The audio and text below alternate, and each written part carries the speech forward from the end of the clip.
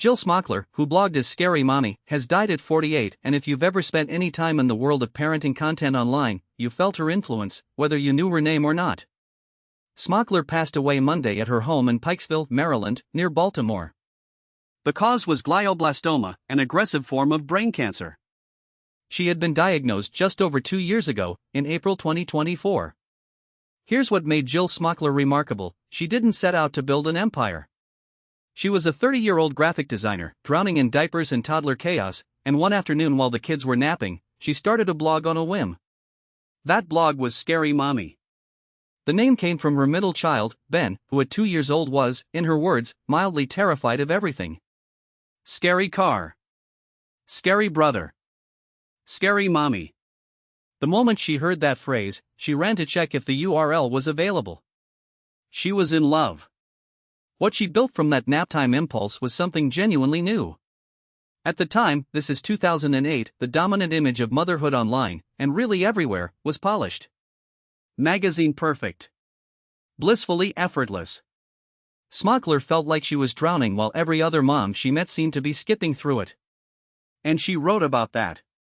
Openly. Honestly. Without apology. Her brother Matt put it well in a statement after her death.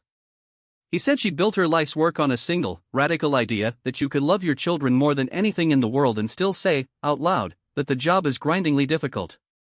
18 years ago, he noted, there was almost nowhere a mother could admit that without judgment. So Jill made the place. And mothers came. They came in the millions. 3 years after launching, the Baltimore Sun called her Baltimore's biggest unknown celebrity, pointing out that her Twitter following was larger than the city's mayor, Maryland's governor, and Ravens linebacker Ray Lewis combined. In one post, she described motherhood as siblings bickering over who can look out of which window and who started it and who you love the most, even though you love all of them the same, but at the moment you don't like any of them in the slightest. That kind of writing hit a nerve because it was true, and nobody else was saying it. She went on to write 3 books, 2 of them bestsellers, Confessions of a Scary Mommy in 2012 and Motherhood Comes Naturally, and Other Vicious Lies in 2013. She appeared on Today and Good Morning America. And she gave other mothers a forum to anonymously share their own taboo thoughts, burning dinner on purpose because they were just too exhausted to care, or fantasizing about checking into a hotel for a few nights, alone, just to breathe. But the very success that validated her message also nearly broke her. She was sleeping 1 or 2 hours a night, taking conference calls in the car during school drop-off.